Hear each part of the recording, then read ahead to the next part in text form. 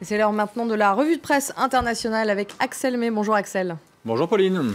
Et on va reparler bien sûr de ce débat télévisé d'hier soir entre les 5 principaux candidats à la présidentielle française. Oui, un grand débat à fleuret moucheté. C'est la Libre Belgique qui l'écrit, n'hésitant pas à présenter Emmanuel Macron comme le favori de cette présidentielle, tout en soulignant qu'à l'issue de ce premier débat d'avant-premier tour, il est difficile de dire qui fut le grand gagnant, car les candidats ont soigneusement évité les affrontements frontaux et violents.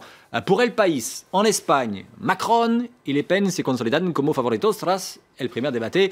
Autrement dit, Macron et Marine Le Pen apparaissent bien comme les favoris de la présidentielle. Le candidat centriste, selon El País, et la candidate nationale populiste, telle qu'elle est décrite par le journal basé à Madrid, se sont affrontés sur la laïcité, sur l'Europe et la politique internationale. Dans la presse allemande, et là je suis un peu moins fort pour l'accent allemand, le Frankfurter Allgemeine Zeitung estime qu'avec le premier débat télévisé, la campagne pour la présidence française, la présidentielle française, est entrée dans une phase cruciale. Et puis terminons ce rapide tour d'horizon de la presse étrangère avec Politico qui, parmi les 5 choses à retenir du débat, regrette l'absence d'Europe.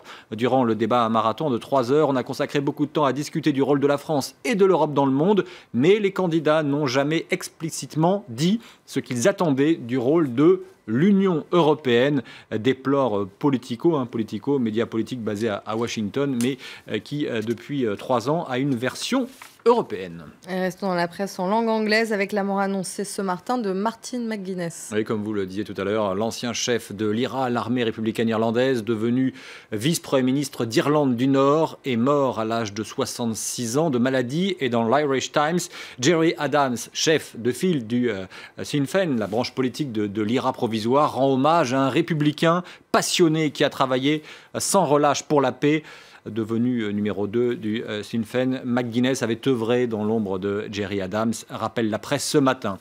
Pour The Irish Independent, principal journal irlandais étiqueté nationaliste, eh bien, le terroriste, c'est le terme qu'ils emploient, devenu homme d'État dans la dernière décennie de sa carrière, et donc décédé. On voit ici à l'image McGuinness plus jeune. En Irlande du Nord, le Belfast Telegraph revient sur un moment historique, la poignée de main datant d'il y a 3 ans entre 2 anciens ennemis, Martin McGuinness et la reine Elisabeth. À Londres, Vie Indépendante rappelle que McGuinness était prêt à bombarder et tuer pour chasser les Britanniques, mais il était aussi un incorruptible, un fidèle de l'Église catholique bien sûr, et un loyal à sa famille politique.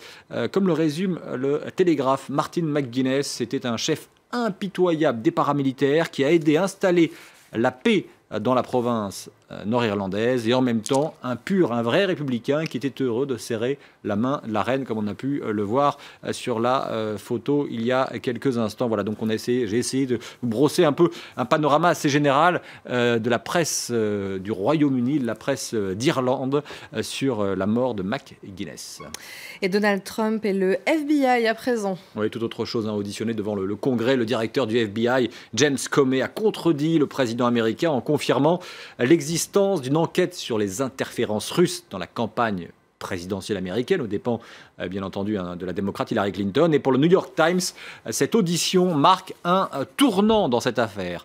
À l'autre bord politique, le Wall Street Journal, le journal conservateur, estime au contraire que James Comey n'a rien dit de nouveau. Bref, circuler, il n'y a rien à voir.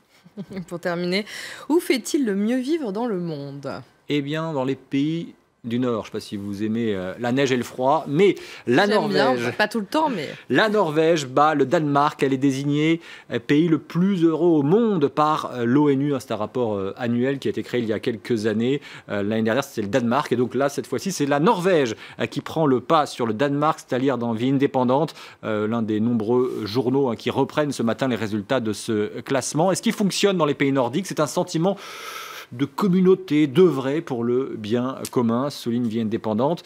Quant au journal Pan-Arabe à l'arabe, il retient que, selon l'ONU, c'est dans les Émirats Arabes Unis, pour la 2e année de suite, qu'il est une nouvelle fois le plus agréable de vivre, quand on prend évidemment les pays arabophones.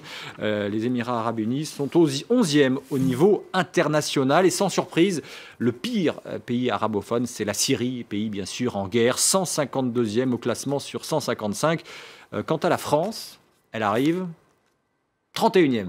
Ah oui, donc c'est pas top. C'est pas terrible. De mémoire, je crois que les États-Unis sont 19e, la Grande-Bretagne doit être 15e. Ah oui, donc c'est la pas France, non, c'est pas terrible. Peut mieux faire. Bon, merci beaucoup. On verra l'année prochaine. On espère qu'on aura pris quelques places. Merci Axel.